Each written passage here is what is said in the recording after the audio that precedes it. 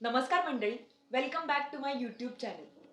आज मी तुमच्या समोर एक अतिशय सुंदर आणि डोळे उघडणारी कविता, जिला आपण म्हणू शकतो, ती कविता सादर करणार आहे.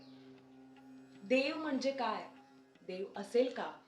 आणि जर तो असेल तर तो कसा असेल? असे विविध प्रश्न आपल्याला सतत पडत असतात. दागिन्यांनी नटलेला पण सर्वांसाठी समान नसलेला देव, देव कसा असेल बरं? डोळ्यांना सुंदर दिसण्यापेक्षा जो मनाला भावेल तो देव असावा. आपल्या काही चुकीच्या समजुती असतील तर त्या कदाचित या कवितेद्वारे दूर होऊ शकतात. कवितेचं नाव आहे गाभारा. कविता आहे कुसुमाग्रजांची. चला तर मग ऐकूयात. दर्शनाला आला? या या, पण सध्या या देवालयात देव नाही. गाभारा आहे, चांदीचं मखर आहे, सोन्याच्या समया आहेत, हिऱ्यांची झालर आहे. त्यांचंही दर्शन घ्यायला काही हरकत नाही. वाजवा ती घंटा आणि असे इकडे या. पाहिलात का तो रिकामा गाभारा? नाही, तसं नाही. एकदा होता तो तिथे. काकड आरतीला उठायचा, शेजारतीला झोपायचा, दरवाजे बंद करून बरोबर 12ला जेवायचा. सारं काही ठीक चाललं होतं. 2 तास वामकुक्षी घ्यायचा. रुपयांच्या राशी, माणिक मोत्यांचे ढीग पडत होते पायाशी. दक्षिण दरवाजाजवळ मोटारींचे भोंगे वाजत होते, मंत्रजागर गाजत होते. रेशमी साड्या, टेरींचे सूट समोर दुमडत होते.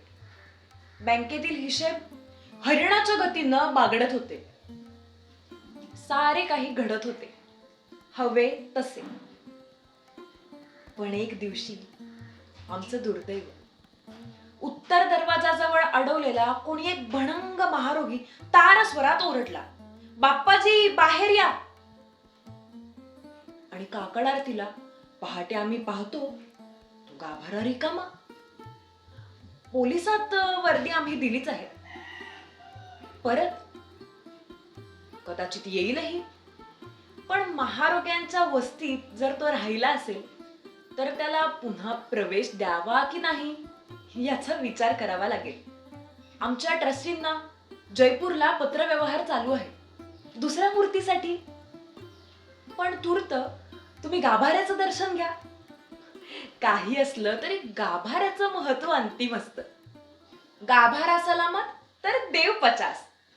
कुसुमाग्रजांच्या कविता नेहमीच फार सुंदर असतात. ही कविता मला विशेष आवडते. या कवितेमध्ये मला माहित नाही माझा संदर्भ बरोबर लागलाय की नाही, पण ह्याच्यामध्ये त्यांनी एक जी वाक्य आहे की दक्षिण दरवाजाजवळ मोटारींचे भोंगे वाजत होते, म्हणजेच आणि उत्तर दरवाजाकडे आलेला महारोगी. म्हणजे मला असं वाटलं की कदाचित आर्थिक स्तरावरून किंवा सामाजिक स्तरावरून तिथल्या दरवाजांची काही विभागणी केली गेली आहे का, की ह्या स्तरातली माणसं ह्या दरवाजातून येतील, ह्या स्तरातली माणसं ह्या दरवाजातून येतील. म्हणून त्याचे दक्षिण आणि उत्तर हा जो काही फरक त्यांनी केलाय तो जाणीवपूर्वक केलाय का हे मला ऍक्च्युली माहिती नाही. असा कवितेचा विचार करताना मला सहज वाटून गेलं. तर देव म्हणजे काय हे नक्की आपल्याला माहित नसलं तरी देव नक्की कसा नसेल हे मात्र नक्कीच आपल्याला या कवितेतून कळू शकतं. देवाची जी काही विभागणी आपण केली गेली आहे कुठल्याही बेसिसवरती असेल ती अर्थातच व्हायला नाही पाहिजे, कारण देव ही सगळ्यांसाठी समान असलेली जागा असायला हवी असं मला वाटतं. हल्लीचा जो काळ आहे तिथे श्रद्धा सुद्धा उघड्या डोळ्यांनी करावी लागते. आणि मला ह्यातलं फार काही ज्ञान नसलं तरी मी एवढं नक्की सांगू शकते की देव हा सर्वांसाठी समान असायला हवा. त्याच्यापर्यंत प्रत्येकाला पोहोचता यायला हवं. तो सर्वांसाठी आत्ताच्या भाषेत ऍक्सेसिबल किंवा अप्रोचेबल असायला हवा.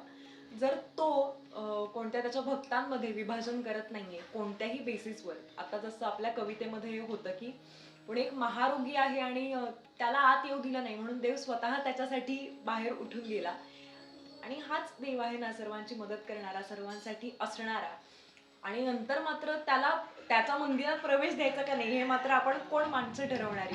तर अशा काही समजुती असतील, विचार करायला लावणाऱ्या गोष्टी असतील ते आय होप की तुम्हाला या कवितेतून मिळाल्या असतील. आणि अशीच एक सुंदर रखुमाई सोबत केलेला एक संवाद आहे एका भक्ताने आणि तोही फार सुंदर आहे, तोही मला फार आवडतो. अरुण कोलटकरांची वामांगी नावाची कविता आहे, ती सुद्धा आपल्या चॅनेलवर आहे. ती सुद्धा नक्की ऐका.